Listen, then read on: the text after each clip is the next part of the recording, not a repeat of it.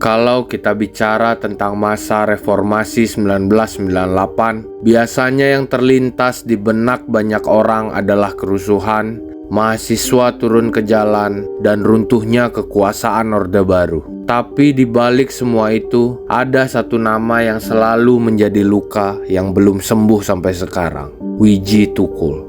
Dia bukan sekedar penyair, bukan sekedar aktivis, bukan sekedar pengkritik pemerintah. Dia adalah simbol perlawanan rakyat kecil, suara yang berani melawan keangkuhan kekuasaan, dan sekaligus korban dari sebuah sistem yang menolak mendengar kritik.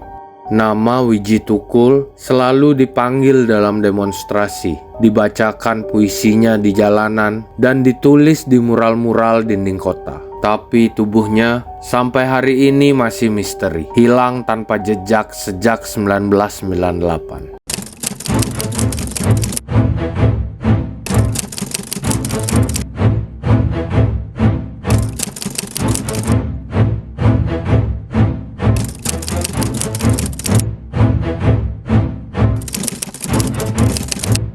Wiji Tukul lahir di Solo pada 26 Agustus 1963 dengan nama asli Wiji Widodo. Kehidupan keluarganya sederhana, bahkan bisa dibilang serba pas-pasan. Ayahnya seorang tukang becak, sementara ibunya bekerja sebagai penjual makanan kecil. Dari kecil, Wiji sudah akrab dengan kerasnya hidup rakyat kecil, perjuangan mencari makan, keterbatasan, dan ketidakadilan sosial yang begitu terasa.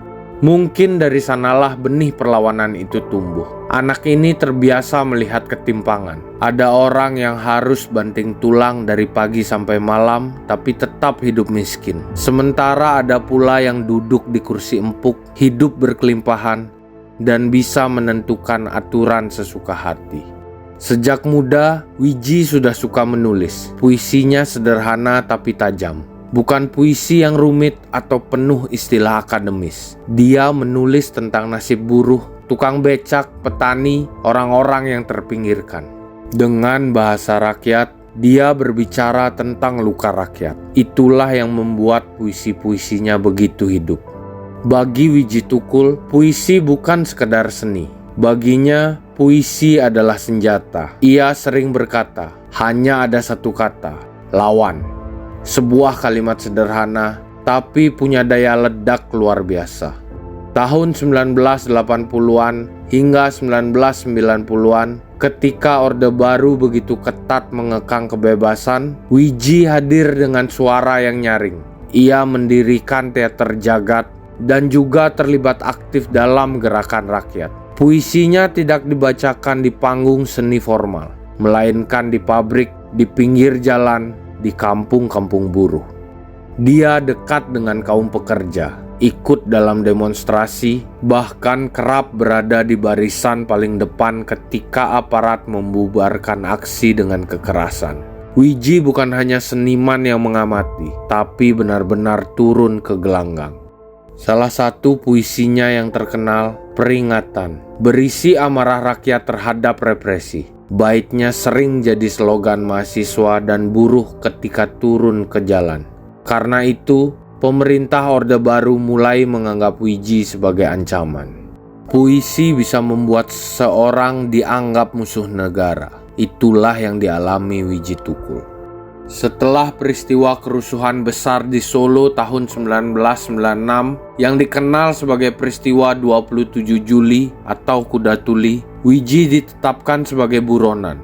Dia dituduh terlibat dalam aksi-aksi yang dianggap subversif, padahal keterlibatannya lebih pada sisi moral, berdiri bersama rakyat. Sejak saat itu, hidupnya tidak pernah tenang. Ia berpindah-pindah dari satu rumah kawan ke rumah kawan lain. Kadang di Jogja, kadang di Jakarta, kadang di kota lain. Bahkan istrinya, Sipon, dan anak-anaknya ikut merasakan tekanan dan intimidasi. Tapi meski hidup sebagai buronan, Wiji tetap menulis. Dia menolak diam. Puisinya tetap beredar, dibacakan di jalanan, difotokopi dan dibagikan diam-diam. Bagi banyak orang, Wiji adalah inspirasi. Meski ditekan, suara kebenaran tidak boleh padam. Tahun 1998 adalah titik balik sejarah Indonesia. Krisis moneter melanda, harga-harga naik gila-gilaan, dan kemarahan rakyat semakin membara. Mahasiswa di seluruh Indonesia turun ke jalan menuntut reformasi. Wiji Tukul, meski hidup dalam persembunyian, tetap terhubung dengan gerakan rakyat.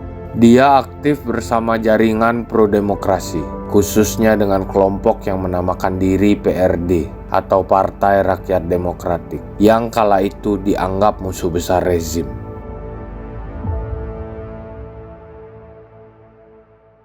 Tidak ada yang tahu pasti kapan dan di mana ia terakhir kali terlihat. Beberapa kawan mengatakan ia sempat bersembunyi di Jakarta. Ada juga yang bilang ia ditangkap aparat secara diam-diam. Yang jelas, sejak saat itu jejaknya hilang. Wiji Tukul bukan satu-satunya. Pada periode 1997 sampai dengan 1998, ada banyak aktivis yang hilang. Herman Hendrawan, Petrus Bima, Yani Afri, dan lain-lain. Mereka semua aktivis pro-demokrasi yang dianggap berbahaya bagi kelanggengan kekuasaan Orde Baru. Sebagian ada yang akhirnya kembali dengan cerita mengerikan tentang penculikan dan penyiksaan. Tapi sebagian lain tidak pernah kembali, dan Wiji termasuk di dalamnya.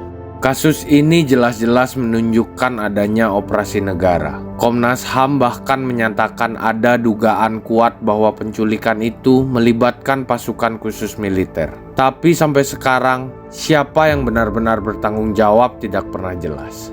Bagi Sipon, istrinya, kehilangan Wiji adalah luka yang terus menganga. Ia membesarkan anak-anaknya seorang diri sambil terus mencari kabar tentang suaminya. Hingga hari ini, setiap kali ada aksi memperingati reformasi, nama Wiji selalu disebut. Puisinya dibacakan, posternya diangkat, mukanya dilukis di mural-mural, tapi tubuhnya entah di mana.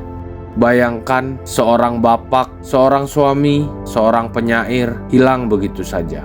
Tidak ada jasad, tidak ada kepastian, hanya tanda tanya besar yang menggantung selama puluhan tahun.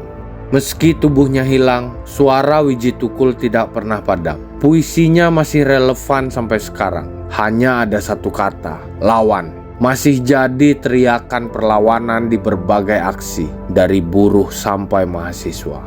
Ia menjadi simbol bahwa suara rakyat tidak bisa dimatikan. Bahkan jika tubuh penyairnya dihilangkan, kata-kata itu tetap hidup, beredar, dan menginspirasi.